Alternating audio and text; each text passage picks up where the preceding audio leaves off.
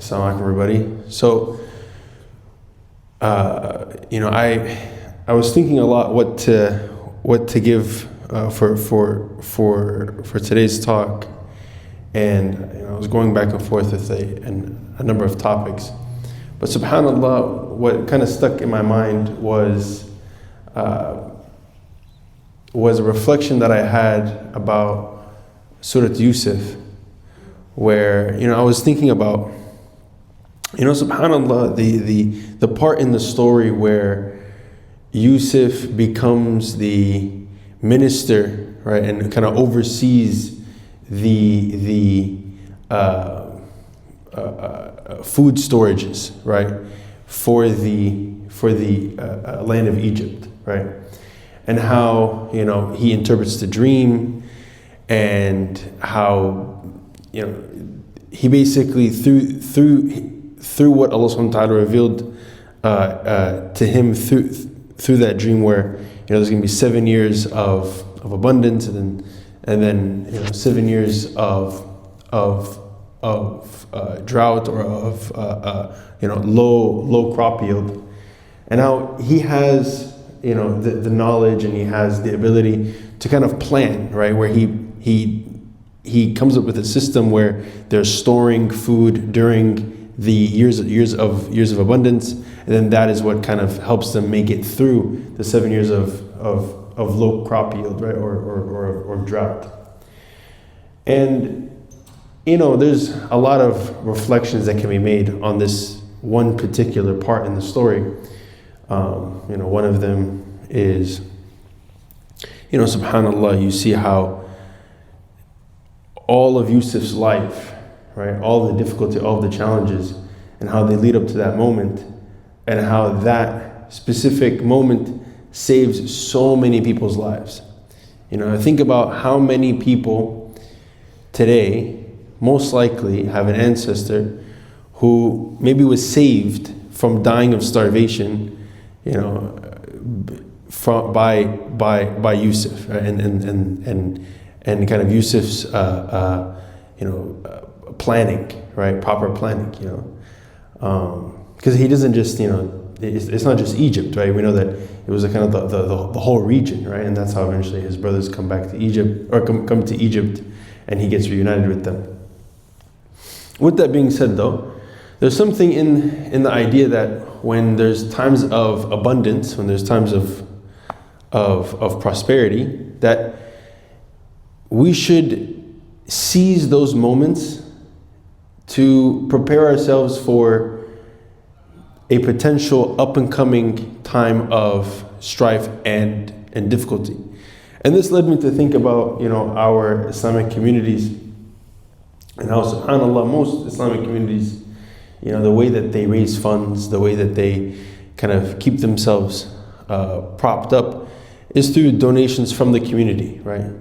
But the community, their capacity for donation ebbs and flows, right? There are times when the economy is booming, people have more disposable income to give, right? And so you'll have 1 year or one Ramadan where, mashallah, the wealth is plentiful.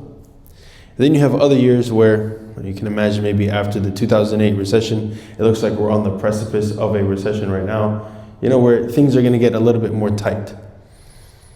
And so with that, how can we learn from the story of Yusuf is, well, we can use the funds and the resources that we get, right? Specifically, for example, the month of Ramadan is when most people give their donations and give their zakat and sadaqat, right? And we can invest those things in things that will make us more robust in the future.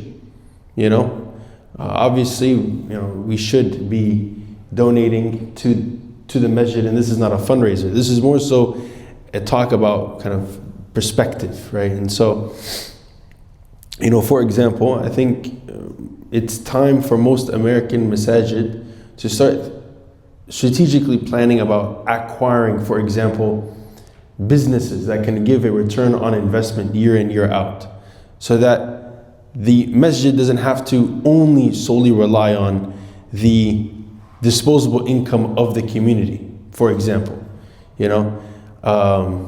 And this can be, you know, a number of things, you know, specifically with regards to our own masjid. You know, we have a university right here. We have students who graduate from the business school every year, you know. And so there's not a shortage of talent, of resources, and things of that sort. And also we're in the month of Ramadan, you know, and you know, subhanallah, you know, this group that comes to Fajr, you know, and this is a group of people who I believe in, inshallah, may Allah make me from among them, who really care, right? Who really want to see the betterment of this community.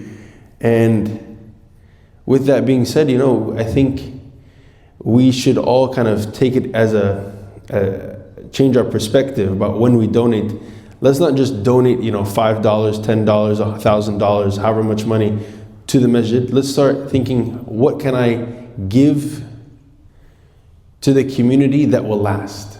You see what I'm saying? How can we as community leaders, as organizers, also take those resources and invest it into something that will reap profits and returns year in, year out, so that we are kind of more strategically leveraging the resources we have, you know? I'm not saying that this is something we should do today or tomorrow. I'm not involved in anything of that sort. But what I'm saying is that these are things that we should think about, you know, because it's how we build a more robust community and society, right? And as we see today, you know, there's a lot of pressure that's coming, you know, to our communities, right? And a lot of people are feeling the squeeze.